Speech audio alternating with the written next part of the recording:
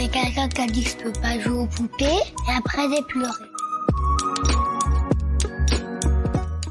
Bienvenue sur Papatriarcat, le podcast qui réfléchit la parentalité au XXIe siècle en essayant de l'affranchir du modèle patriarcal. Bienvenue dans cet épisode bonus. Je tiens avant tout à vous remercier énormément, car si vous pouvez l'écouter, c'est que vous soutenez mon travail tous les mois. Et c'est grâce à ce soutien, grâce à cette énergie et à vos écoutes que le projet Papatriarcat peut continuer, que ce soit en podcast ou sur d'autres supports. Et je vais maintenant vous laisser tranquillement découvrir ce contenu exclusif et je vous souhaite une très bonne écoute. Bienvenue du coup dans cet épisode bonus qui va être un petit peu particulier puisqu'il va être en accès complet et gratuit pour tout le monde.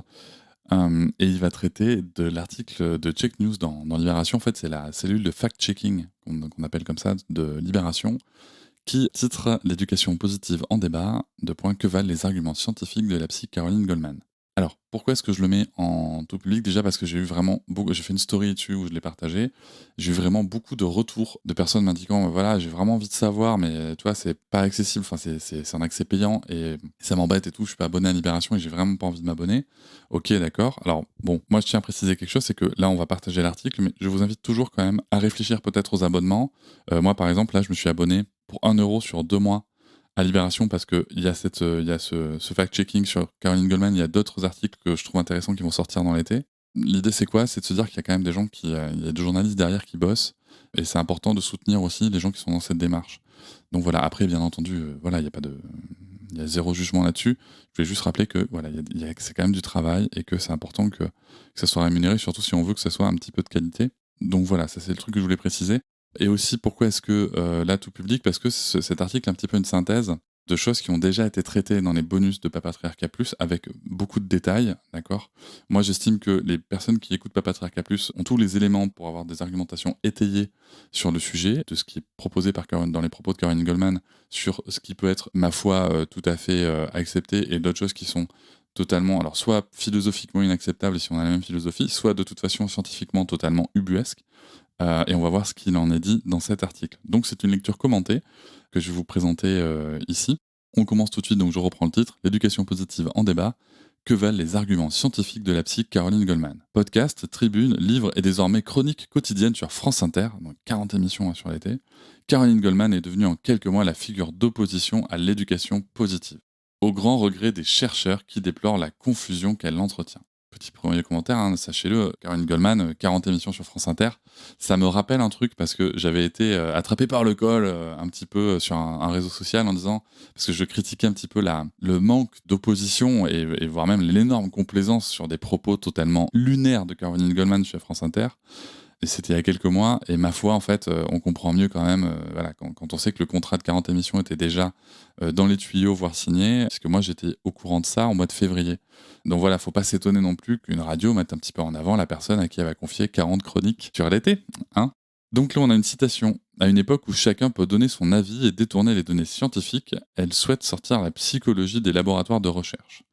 Depuis le 1er juillet, la psychologue pour enfants Caroline Goldman prend le micro de France Inter tous les matins pour une chronique estivale. L'objectif, ouvrez les guillemets, des conseils aux parents pour aider leurs enfants à s'épanouir et partager des idées pour répondre à leurs grandes questions à travers le prisme éclairant de la psychanalyse. Fermez les guillemets. Depuis quelques mois, la fille aînée du chanteur Jean-Jacques Goldman émerge comme une figure médiatique, ou plutôt une contre-figure, puisqu'elle s'érige en opposition à Isabelle Filiosa, une psychothérapeute qui a importé, entre parenthèses à sa sauce, les méthodes d'éducation positive nées aux États-Unis. Bon, là c'est pareil, on pourrait discuter longtemps de ce qu'est l'éducation positive, de son origine, parce qu'on a ce côté très états-unien qui est certes vrai, il y avait zéro débat là-dessus, mais en fait, encore une fois, on regarde on trouve ça juste parce que c'est là qu'on regarde. Je vous invite à échanger avec Marion Querc, qui d'ailleurs l'a écrit dans son livre. Il faut savoir que ce sont des choses qui sont discutées depuis plusieurs décennies, enfin même plus d'un siècle en tout cas, et qui avait été à l'éducation nouvelle dans les pays nordiques. Ok, il y a des choses qui ont été très théorisées, très normées, voilà, au niveau des États-Unis, mais en fait, ce sont des choses qui existent depuis très très longtemps, ces réflexions-là, et qui ont d'ailleurs été théorisées bien avant dans d'autres pays. Donc, je vous renvoie vers le livre de Marion Querc, Une enfance en or, elle en parle, pour avoir ces détails-là. Je reprends la lecture. Si l'on s'en tient à ces grandes déclarations dans les médias qui lui offrent une couverture généralement favorable, tu m'étonnes, avec zéro contradiction la plupart du temps, à l'instar de sa carte blanche sur France Inter, cette docteure en psychologie de l'enfant propose une position qui semble mesurée et équilibrée. Alors je vais apporter un petit détail, elle n'est pas docteure en psychologie de l'enfant, ça c'est une faute de langage, elle est docteure en psychopathologie clinique, c'est quelque chose qui est un courant psychanalytique. Donc voilà, c'est important de le savoir. Parce qu'en fait, le doctorat psychologie d'enfant n'existe pas. Et du coup, en fait, c'est un tout petit peu fallacieux de la présenter comme une docteure en psychologie de l'enfant, parce qu'elle n'est pas. Je reprends la lecture. En préambule de son propos, elle insiste généralement sur le fait qu'un certain nombre de pratiques éducatives dépassées mais encore très courantes sont à proscrire d'urgence. Ouvrez les guillemets. Ne pas taper, ne pas menacer de violence, ne pas crier. Entre parenthèses, cela exciterait encore plus son agressivité et serait donc contre-productif. Vous ne pouvez pas perdre votre contrôle devant lui tout en exigeant de lui qu'il le fasse. Fermez la parenthèse. Toujours dans la citation. Ne pas blesser son narcissisme en lui disant tu es insupportable, tu nous épuises. Fin de la citation. Selon elle, il ne faut pas non plus laisser pleurer un nourrisson dans son lit sans venir le réconforter, forcer un enfant à finir son assiette ou encore le punir pour une mauvaise note. Alors là, c'est super intéressant parce que j'adore ce moment. Alors, là, vous voyez en effet les points communs avec Caroline Goldman. Ma foi, on est tous d'accord qu'il ne faut pas taper, pas menacer, de violence. Et ça serait intéressant de voir comment est-ce qu'on définit la violence, du coup. Ne pas crier, etc. Et ne pas blesser son narcissisme. Bon, ok. En effet, elle dit qu'il ne faut pas laisser pleurer un nourrisson. Elle le dit dans son livre. Jusqu'à 10-12 mois, un enfant, dès qu'il pleure, il faut être là, machin. Et par contre, à un moment, donc, je ne sais pas si c'est un cadeau d'anniversaire de ses 12 premiers mois, mais enfin pour son premier anniversaire, et pouf, à 12 mois, c'est terminé. C'est fini. Voilà, c'est fini. Maintenant, quand t'es chiant, tu vas dans ta chambre. C'est tout. Le discours change du tout au tout, quoi. Et forcer un enfant à finir son assiette, alors c'est intéressant parce que elle dit en effet là qu'il ne faut pas forcer un enfant à finir son assiette, mais à partir de 12 mois, s'il ne mange pas le bon repas préparé par maman, parce qu'en effet c'est que papa c'est papa, il prépare pas les repas dans ses livres, hein, c'est que maman. Forcer un enfant à finir son assiette, par contre là, s'il ne mange pas le repas que maman a préparé, il file dans sa chambre. Donc elle va dire je le force pas. Non, mais en fait s'il ne le fait pas, il a une sanction. Donc bon, je pense qu'on n'a vraiment pas la même définition de ce qu'est la contrainte. Là on a une phrase en gros qui est le père doit incarner la loi et intimider l'enfant. Donc je lis le paragraphe suivant. Dans le même temps, elle estime qu'il ne faut pas penser qu'enfants et adultes en seraient au même stade de maturité et qu'à ce titre, toute autorité équivaudrait à un abus d'autorité. Elle s'en prend ici à l'éducation positive qui s'est engouffrée dans le reflux de la psychanalyse de plus en plus marginalisée par les progrès des recherches, notamment en neurosciences, comme l'écrivait déjà Libération en 2015. Or, c'est bien la psychanalyse que Caroline Goldman, elle, contre-habilité. Oui, elle dit même qu'elle est en croisade. Hein. C'est toujours un point de langage qui m'a marqué dans ses propos. Elle est en croisade. Il y a ce côté, vous savez, sacré, le côté presque... Enfin voilà, c'est de l'engagement religieux, quoi. Mais en même temps, ça colle aussi. Ça colle aussi, puisque la psychanalyse, qui est une croyance que je respecte, j'ai pas de débat là-dessus, mais par rapport à la psychologie scientifique, la psychanalyse est une croyance. Et du coup, on a vraiment ce côté croyance. Voilà, l'utilisation du mot croisade, je trouve ça très intéressant. Je reprends. Ce qui l'a conduit à émettre des propos très définitifs, parfois obscurs, souvent surprenants. Comme lorsqu'elle affirme que la non-conformité de genre revendiquée et grandissante des jeunes d'aujourd'hui s'inscrit fréquemment dans une quête de puissance infantile qui fait suite à une illusion d'être tout, c'est-à-dire à la fois d'être masculin et féminin. Oui, elle a écrit ça, ouais. Elle a écrit et dit ça. Voilà, c'est marrant parce qu'on la connaît surtout par rapport au Time Out et tout, mais je pense qu'il y a beaucoup de gens qui n'ont pas lu et écouté ce qu'elle a pu faire. Moi, j'ai lu ces 2 livres sur, y compris celui adressé aux professionnels, sur justement la quête de limite de l'enfant. J'ai lu tout ce qu'elle a publié en termes d'articles et j'ai écouté l'ensemble de ses podcasts et donc je vous confirme qu'elle a bien dit et écrit ça. Et en effet, il y a un rejet, enfin, il y a une incompréhension totale. Là, on retrouve bien le Freud, hein, il y a une incompréhension totale et un rejet de ce qu'est le sujet du genre. En fait, on ne remet pas en question la norme sociale. Jamais. Jamais. Attention, je précise encore une fois, tous les psychanalystes ne sont pas dans ce champ-là. J'ai récemment échangé avec des gens qui veulent faire évoluer la psychanalyse vers quelque chose qui, justement, va questionner, va observer la norme sociale qui évolue et travailler avec des outils d'écoute de la psychanalyse et d'accompagnement thérapeutique, mais qui sont dans une évolution très concrète par rapport à la société. Donc ça, moi, j'ai envie de dire oui, mais c'est pas du tout ce que nous propose Caroline Goldman. Hein. Caroline Goldman, on est sur un papa, une maman, masculin, féminin, et si t'y es pas, c'est que t'es malade. Donc voilà, je reprends la lecture. Ou que la psychanalyse a objectivé depuis longtemps l'existence d'une violence primaire du petit enfant. Alors rappelons-nous les sources qu'elle a citées dans le débat qu'elle a eu avec Héloïse Junier dans les pages de Figaro. Hein. Ces sources pour déterminer que la psychanalyse est, est fiable sur le sujet, c'est la Bible et regarder le journal télévisé. Voilà, c'est-à-dire qu'il n'y a aucune analyse d'évolution de société, d'anthropologie, de sociologie, il n'y a rien. C'est juste, regardez, il y a de la violence, c'est parce que le petit enfant est violent. Voilà, point. Alors bien sûr, là je fais un raccourci, hein. Il n'y a pas de débat là-dessus, je vous invite à l'écouter et à analyser le truc, mais on en est là, quoi. Je reprends la lecture. Concernant le père, il doit incarner la loi et intimider l'enfant, assure Caroline Goldman. Et oui, voilà, c'est-à-dire que le rôle du père, c'est ça, c'est d'incarner la loi et d'intimider l'enfant. Je vous renvoie du coup là-dessus à écouter le podcast d'un podcast à soi qui s'appelle justement La loi des pères, qui est vraiment intéressant et qui vous montre à quel point cette psychanalyse qui a infusé, qui a décanté dans la société, va même très loin, très très loin, jusqu'à justifier des violences intrafamiliales et même jusqu'à replacer des enfants avec des pères violents, voire incestueux. Voilà, et c'est ça que Caroline Goldman ne remet pas en question dans ses propos et sur laquelle il n'y a aucun recul en fait sur la société et sur les continuums de violence et sur ce qui est la source des violences dans la société. Au contraire, tu vois, elle soutient vraiment ces propos-là. Je reprends la lecture. La mère, elle doit contribuer à donner au père cette fonction symbolique. Exemple, je dirai à ton père ce que tu viens de me dire. Ainsi, la présence du père est très importante le soir au dîner pour tenir compagnie à la mère en lui offrant une conversation stimulante et agréable, l'aider sur le plan de l'intendance et cadrer les enfants. Donc, très intéressant. Le rôle du père, c'est de tenir compagnie à la mère. Alors, il faut qu'il soit là pour le dîner. Alors moi, là-dessus, je suis plutôt d'accord avec elle. Je vous le dis tout de suite, je suis plutôt d'accord avec elle.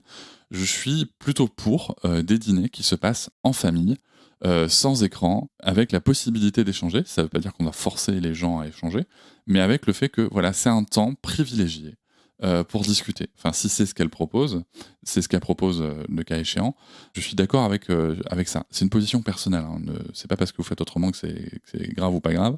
Mais voilà. Après, par contre, pour tenir compagnie à la mère en lui offrant une conversation stimulante et agréable, ok, mais en fait, ça, c'est n'importe qui peut le faire. Et je suis très surpris quand même de penser que on ne puisse pas avoir de conversation stimulante et agréable avec ses enfants. Voilà, moi, j'ai des discussions incroyables avec ma fille de 5 ans. Bien entendu, on est d'accord qu'à 2-3 ans, il y avait quelque chose qui tenait plus de la découverte et qui n'était pas très stimulant pour moi, ça je l'entends. Mais à partir de 3 ans et demi, 4 ans, moi pour ma fille, vraiment j'ai des discussions qui sont passionnantes avec elle. Mais vraiment passionnantes. J'adore écouter ses points de vue et l'avoir argumenté. Et en plus, elle m'apporte vraiment des angles auxquels je ne penserais pas. L'aider sur le plan de l'intendance, hein, elle nous déclare, Caroline Goldman, bien sûr, parce que le père aide. Le père ne prend pas sa part hein, chez Caroline Goldman. Le père aide la maman. Donc vous sentez bien aussi ce petit Roland de bons trucs d'antan, là, hein, de bons vieux temps, voilà, le père aide, et puis voilà. Et bien sûr, il doit cadrer les enfants. Voilà, il doit cadrer les enfants. C'est important de cadrer les enfants et d'être la figure d'autorité. Hein, il est là pour incarner la loi, comme elle le dit. Donc après, libre à vous d'être d'accord avec ça ou pas. Moi, j'ai pas de débat là-dessus. Par contre, juste, il y a derrière ça, il y a quand même des conséquences dans les projets de société qu'on porte et moi qui vont à l'encontre de mes convictions. Voilà, qui vont à l'encontre de mes convictions en termes de société. Vous avez le droit d'être d'accord. Après, est-ce que le père peut aussi être là tout simplement pour prendre sa part, pour être là auprès des enfants et les écouter, faire preuve d'empathie avec la mère, l'aider, la comprendre. Mais comment on le ferait en fait entre êtres humains, c'est tout. Ça aurait été chouette qu'on ait ces mots-là, mais non. On a vraiment le vieux Roland de on aide sur la charge mentale. Et alors, charge mentale est un mot qu'elle n'utilise jamais, je vous rassure tout de suite. Et bien sûr, il est là pour cadrer. Mais est-ce qu'on pourrait pas être là, en fait, pour écouter la journée de nos enfants, nous, les pères? Est-ce qu'on pourrait pas être là pour leur faire des câlins, s'ils en ont envie, bien sûr? Est-ce qu'on pourrait pas être là pour les accompagner dans leurs difficultés, pour célébrer leur joie, leur réussite avec eux? Non, nous, on est là pour cadrer les enfants. Voilà. C'est le rôle qui est dévolu au père, selon Caroline Goldman. Et moi, je pense que ça s'entend là à ma voix, ça m'agace profondément. Je reprends. Caroline Goldman anticipe toutefois le procès que l'on pourrait faire à ses propos particulièrement genrés et hétéronormés. Tu m'étonnes. Citation. Un jour probablement, les mères et les pères auront exactement les mêmes fonctions auprès des enfants, estime-t-elle, mais en attendant, les psychanalystes sont forcés de composer avec des réalités biologiques et culturelles de terrain. Cette phrase est alors désolé, je réagis à chaud bien entendu, hein, mais cette phrase est d'un déni, mais elle est d'une hypocrisie sans nom. Parce que le sujet c'est quoi ? Le sujet, c'est pas qu'on est forcé de composer avec les réalités biologiques de culturelles de terrain. Le sujet, c'est qu'on renforce les stéréotypes de genre. C'est ça qu'on fait. C'est ça qu'on fait quand on dit que le père est censé incarner la loi et qu'il doit juste aider la daronne. C'est ça qu'on fait en fait. Je ne comprends pas par ailleurs comment l'ensemble des courants féministes ne se dressent pas face à ça. Alors bon, peut-être pas l'ensemble parce qu'il y a toujours des courants féministes comme Némésis, je pense, qui sont très très traditionnalistes, on va dire. Ça, je trouve que c'est vraiment d'une hypocrisie sans nom. Vous savez, c'est comme les gens qui vont vous dire il y a des choses qui sont aujourd'hui ancrées dans la société. Moi, par exemple, je sais très bien que mon livre Tu vas être papa a été principalement acheté par les mères pour les pères. C'est quelque chose avec lesquels j'ai pas de débat. Il n'empêche que quand j'échange avec des pères, quand j'échange avec des mères, j'incite à ce qu'il y ait une évolution, à un changement. C'est pas en disant, en fait, composer avec les réalités biologiques et culturelles de terrain, c'est juste dire la société, ne jamais remettre en question la société en fait. C'est ça le sujet. Alors que ces sociétés, on veut qu'on évolue. Mais là, on touche quelque chose du doigt qui est très important, c'est que tout dans les écrits de Caroline Goldman vise à ce que la société n'évolue pas. On doit s'adapter à la société, on n'a surtout pas à la faire changer. Et ça sert qui? Je vous le dis tout de suite, ça sert le patriarcat et la puissance paternelle et masculine. C'est tout. Je reprends la lecture. Dans son podcast qu'elle anime depuis mars 2022, Caroline Goldman explique vouloir combler le fossé qui existe entre les contre-vérités médiatiques et les avancées récentes de la science en termes de développement de l'enfant et de parentalité. Nous avons donc interrogé des chercheurs spécialisés dans les questions liées à la psychologie et au développement de l'enfant ou des neurosciences, à la fois sur la philosophie défendue par Caroline Goldman, mais aussi sur certaines de ses affirmations marquantes. Là encore, il y a une phrase en gras qui dit « Nous sommes plusieurs chercheurs à avoir prévenu France Inter ». Première surprise, à l'évocation du nom de la psy anti-éducation positive, plusieurs chercheurs se braquent. Citation, je ne voudrais pas servir de faire valoir à Madame Goldman, même à contrario, ou être le prétexte à ce qu'elle reçoive encore davantage d'écho, indique un spécialiste de la psychologie du développement. Nous sommes plusieurs chercheurs à avoir prévenu France Inter pour leur faire part de notre étonnement. Pourquoi lui donner autant la parole, a fortiori sans contradiction? En cause notamment la confusion qu'apporterait la nouvelle chroniqueuse matinale. Elle défend le time-out qu'on retrouve dans l'éducation positive, relève un chercheur, mais elle sous-entend que le reste serait à jeter. Le time-out, littéralement temps mort, merci pour cette bonne traduction, est en effet central dans l'approche de Caroline Goldman. Tu m'étonnes. Son livre s'intitule File dans ta chambre. La méthode qu'elle préconise consiste à exclure l'enfant dans sa chambre où le parent le laissera pleurer derrière la porte pour se faire obéir. C'est bien résumé. Au fil des pages, la psychologue pour enfants détaille. Face à des transgressions, par exemple, le fait qu'un enfant parle trop fort, crie ou coupe la parole. Alors, la liste est longue, hein. La liste est très longue et ça commence dès 12 mois. Ça, c'était ma petite remarque personnelle. Il convient de l'exclure immédiatement dans sa chambre ou toute autre pièce sécurisée et éloignée de l'espace commun, sans écran, économiser les mots et fermer la porte. S'il n'obéit pas lors de la mise en place de la punition, votre seul argument pour le faire plier à votre ordre sera un allongement du temps d'exclusion et rien d'autre. Exemple de phrase, tu viens d'ajouter 20 minutes de plus dans ta chambre. Un système qui, selon elle, permet de ne pas tomber dans l'escalade de la violence répressive tout en restant respectueux de l'intégrité psychique et physique de votre enfant. Voilà, donc ça c'est ce que dit Caroline Goldman. Une méthode Goldman qui compte de nombreux détracteurs qui n'y voient qu'une technique de dressage, ce à quoi la psy répond qu'il y a un consensus international scientifique sur cette pratique du time-out. C'est en fait plus compliqué que ça. Pour faire court, il y a bien une forme de consensus international autour du time-out, mais ce dernier est assez éloigné de la méthode que préconise Goldman. Ben oui, on est même très très éloigné. Le vrai time-out, alors là c'est entre guillemets bien entendu parce que l'utilisation du vrai time-out, en effet c'est un petit peu compliqué à utiliser comme expression, donc c'est bien entre guillemets. Donc le vrai time-out consiste à réduire le comportement inacceptable de l'enfant en imposant un temps mort temporaire des stimuli positifs auxquels il pourrait être exposé. Pour y parvenir, on peut utiliser des techniques comme le fait d'arrêter de lui prêter attention, de le placer sur une chaise particulière ou dans un coin de la pièce ou encore dans une pièce différente. Voilà, en fait, il n'y a pas de time-out. Bon, on en a déjà beaucoup parlé. Je vous renvoie à mes épisodes sur le sujet, notamment le dernier épisode réponse, où j'en parle notamment sur ce que moi j'en pense et ce que je peux faire ou pas à la maison. Il me semble que c'est la réponse 34. Sinon, allez sur mon site, vous pourrez facilement le retrouver pour pas perdre trop de temps avec ces détails-là. Mais en effet, il y a beaucoup de choses. Alors, je reprends la lecture. Quelle différence avec ce que préconise la psychologue? Caroline Goldman propose d'ajuster le temps d'exclusion en fonction de la gravité de la désobéissance jusqu'à des durées très longues, une demi-heure ou plus, relève par exemple Franck Ramu, chercheur en sciences cognitives et directeur de recherche au CNRS. Cette recommandation est en contradiction totale avec les résultats de la recherche qui ont montré qu'au-delà de 5 minutes, l'efficacité du temps mort sur le comportement de l'enfant ne s'améliorait pas, alors qu'au contraire, les effets indésirables associés aux punitions augmentent avec leur sévérité et donc avec la durée. Idem sur l'âge. Caroline Goldman préconise sa méthode dès 1 an, ce qui est de l'avis général des chercheurs démesuré. Les recherches qui montrent l'intérêt du time-out ont toutes été menées sur des enfants plus âgés. en mesure de comprendre le comportement qui leur est reproché à partir de 2 ans. Alors bon, moi j'ai des débats là-dessus, hein, vous le savez, je vais pas revenir encore une fois là-dessus, mais je pense qu'il y a des choses à creuser quand même sur l'approche des comportements et à creuser ce qu'il y a derrière les comportements. Mais là on se parle du time-out, donc voilà, on reste là-dessus. Dans son livre, la psy de France Inter préconise même l'utilisation du time-out en cas de fuite nocturne, les pipis au lit. Lorsque l'enfant a les moyens physiologiques et psychologiques d'être propre, mais ne fait pas l'effort pour se retenir. Pour Franck Ramu, une telle punition n'a aucune chance d'être efficace, car elle est donnée de nombreuses heures après le comportement d'incontinence. Les punitions ne peuvent diminuer l'occurrence d'un comportement que lorsqu'elles sont données immédiatement après, explique le chercheur à Check News. Il est sans doute bien difficile pour le parent de déterminer dans quelle mesure l'incontinence serait réellement intentionnelle et évitable. Mais bien sûr, vous imaginez quand même, on va punir un enfant à son réveil parce qu'il a fait pipi au lit dans la nuit. C'est hallucinant. C'est hallucinant. Ça, c'est vraiment un truc dans son livre. On saute, quoi. Enfin, on saute au plafond. Je veux dire, c'est pas possible. C'est pas possible de croire qu'un enfant qui fait pipi au lit, qui potentiellement en plus va en avoir honte, peut-être, on sait pas, on sait pas comment c'est perçu, mais en plus va être puni. Mais c'est hallucinant. C'est juste hallucinant. Ça, c'est vraiment un point où je m'étais dit, mais waouh, on va vraiment très loin. Et ça, bizarrement, on n'en entend pas parler dans les médias. Hein, c'est ça qui est rigolo, c'est que ces trucs horribles qu'elle défend, ça, on l'entend pas. Hein. Plus largement, là où Goldman fait l'alpha et l'oméga de sa méthode, le docteur en psychologie et développement Frédéric Russet note que le time-out n'est qu'un outil parmi bien d'autres et qu'on le retrouve dans les programmes d'éducation positive que Caroline Goldman fustige à longueur d'onde. Le programme Incredible Years, par exemple, que ce psychologue clinicien utilise pour accompagner les parents au CHU de Montpellier, vise à prévenir, à réduire et traiter l'agressivité et les problèmes émotionnels. On y trouve une pyramide éducative dont la base est constituée par des comportements dont les parents doivent se servir à profusion. Les jeux menés par l'enfant ou les encouragements et félicitations par exemple, afin de construire avec l'enfant une relation positive, seule base possible pour un apprentissage, insiste Frédéric Russet. A l'inverse, tout en haut de la pyramide, on retrouve les méthodes utilisées pour prévenir et réduire les comportements inappropriés et qui doivent être utilisées avec parcimonie.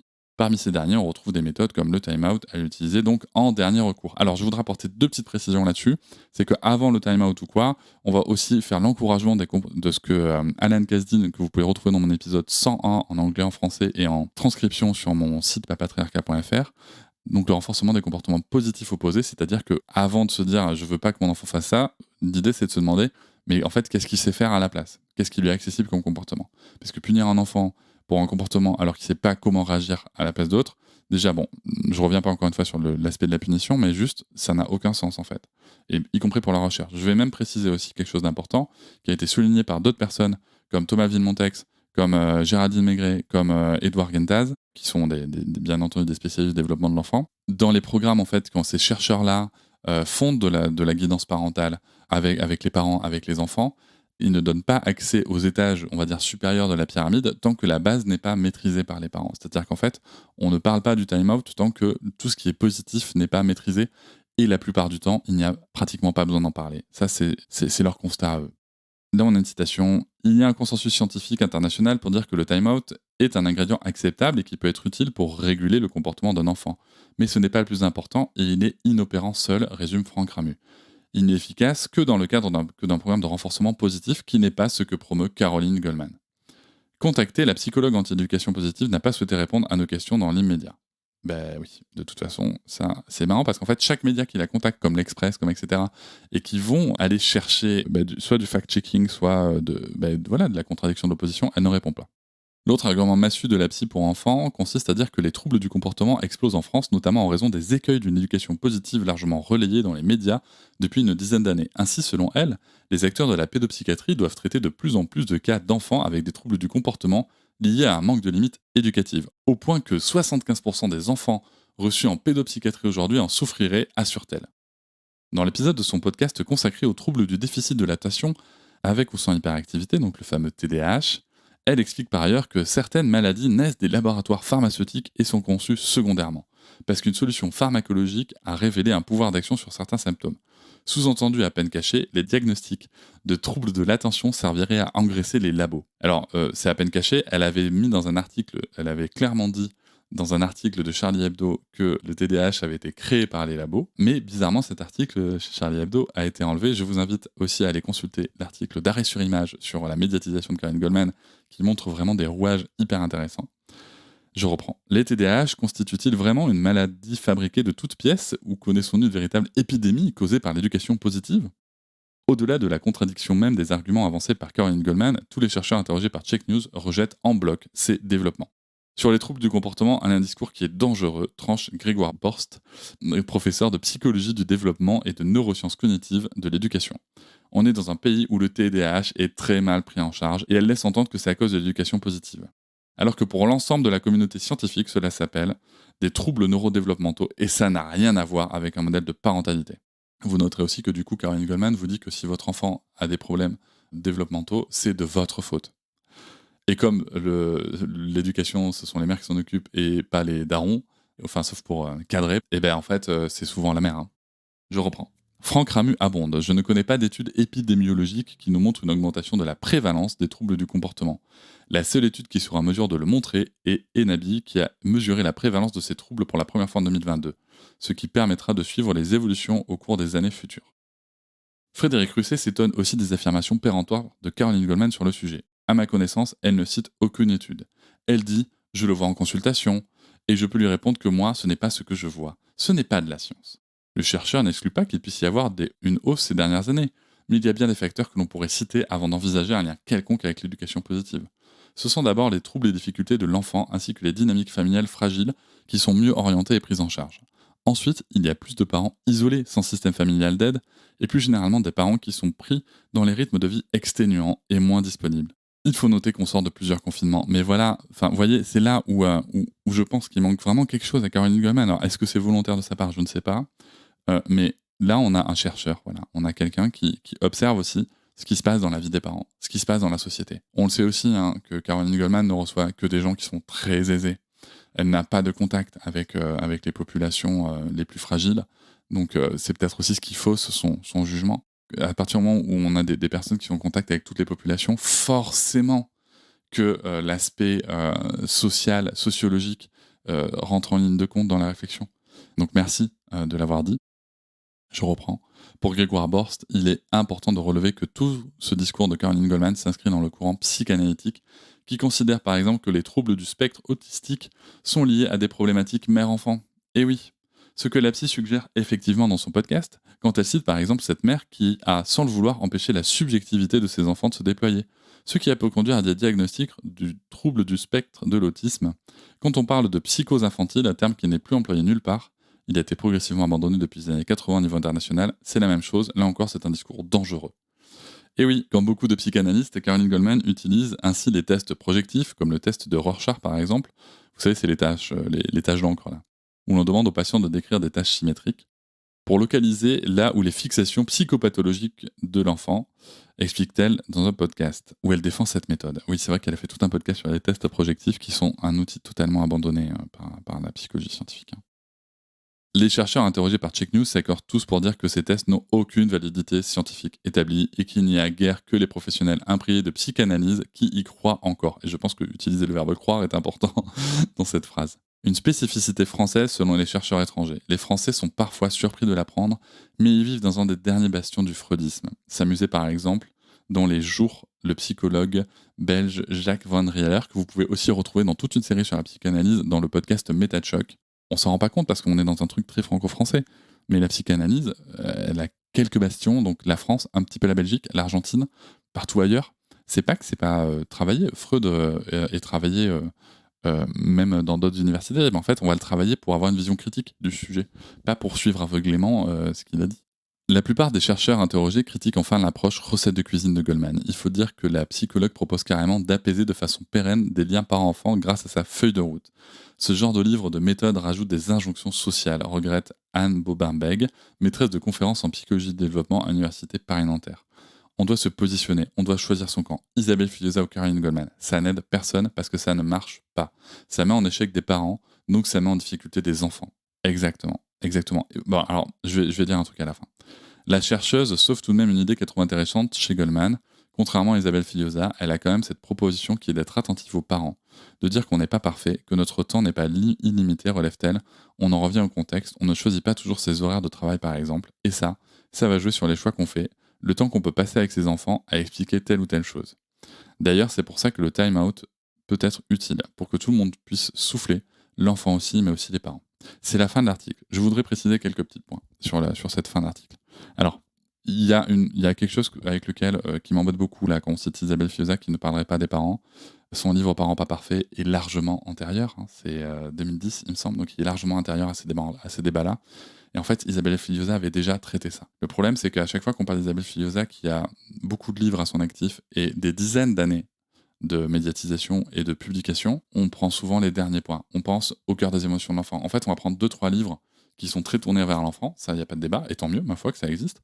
Mais en fait, elle a fait plusieurs livres sur les parents, sur le fait de prendre soin de soi, sur l'importance d'accompagner les parents. Et d'ailleurs, c'est elle qui, dans la commission des 1000 premiers jours, a pointé et a soutenu ça, le fait qu'il faut des programmes d'accompagnement parentaux gratuits, accessibles à tous et toutes. Mais ça, par contre, on l'oublie. Donc, l'idée, c'est pas de défendre Isabelle Fioza, puisque vous allez voir dans quelques instants un petit point, mais ça m'embête juste qu'on vienne comme ça dire des choses qui sont pas vraies sur une personne. Elle a fait, c'est pas vrai de dire qu'elle a pas pris en compte les parents dans ses propositions. Donc voilà, juste ça, c'est un peu embêtant. Mais c'est pas le check news qu'il a fait, elle relate un propos d'une personne et le fait aussi que le time-out peut être utile. Oui, bien sûr que le time-out peut être utile, donc je vous renvoie encore une fois à mes épisodes sur le sujet, mais en fait, on peut aussi avoir une pratique du time-out qui est différente. On peut proposer à notre enfant d'aller souffler dans sa chambre parce que nous aussi, on n'en peut plus. On peut lui proposer, on peut le faire nous-mêmes pour lui apprendre. On n'est pas obligé de lui imposer, on n'est pas obligé d'être dans la punition. On peut lui montrer que s'isoler de manière volontaire et ma foi assez courte, ça peut être utile pour soi. En fait, on peut lui transmettre un comportement d'autogestion de ses émotions, d'accompagnement de ses émotions et d'autorégulation. Voilà. Et de comprendre aussi que oui, tu as peut-être besoin d'un câlin, mais en fait, là, moi, je suis pas en état de te le donner. Par contre, si tu veux, tous les deux, on s'isole 3 minutes, et dans 3 minutes, on se fait un câlin. On peut le faire comme ça, en fait. On n'est pas obligé d'être dans la domination de l'enfant, par peur qu'il vienne là, lui-même nous dominer en devenant une espèce de tyran. Et surtout, en fait, on va permettre à notre enfant d'avoir cette transmission de comportements de régulation émotionnelle et comportementale. Et ça, en fait, Caroline Goldman ne le propose pas. Caroline Goldman, tout ce qu'elle propose, c'est de dresser des enfants à obéir à une société qui est violente, particulièrement avec les enfants, particulièrement avec les femmes, et aussi avec les hommes, à bien des égards. Donc, moi, c'est ça qui m'interpelle toujours. Donc là, qu'est-ce que nous dit Check News ? C'est qu'il y a beaucoup de choses qui vont pas dans ce qu'elle dit, que ce qu'elle sert, c'est pas du tout l'intérêt de développement comportemental émotionnel de l'enfant, mais elle sert juste en fait un modèle de société. C'est tout. Et c'est pour ça que, sous ces réactions, je vous invite à aller lire les commentaires. Et je ne prêterai en aucun cas à Caroline Goldman une intention politique. Je ne connais pas ses orientations politiques. Et donc, je ne lui en porte aucune. Par contre, ses propos et la façon dont ils sont relatés dans les médias servent un agenda politique. Je vous invite à aller voir qui commente, comment c'est commenté et qui s'empare de ses propos. Et juste à constater quel agenda politique ça sert. À la fin de cet article, Check News nous dit que cet article s'inscrit dans une série d'articles qui va être consacré à plusieurs personnes, et le prochain sera consacré aux arguments de la psychothérapeute Isabelle Fidiosa, papesse de l'éducation positive. Et je pense que je le traiterai aussi. Merci beaucoup. J'espère que cette petite lecture vous a plu. Elle a duré un petit moment quand même, mine de rien. C'est un petit peu une synthèse. Dans Papatriarcat Plus, vous avez différents bonus sur lesquels on est revenu vraiment dans le détail sur ces sujets-là, si c'est un sujet qui vous intéresse. Et voilà, et je vous dis à très bientôt. Salut. Je vous remercie de m'avoir écouté. Je vous invite à vous abonner au podcast sur votre plateforme préférée et à me retrouver sur Instagram, TikTok, Facebook et sur le blog papatriarcat.fr. À bientôt.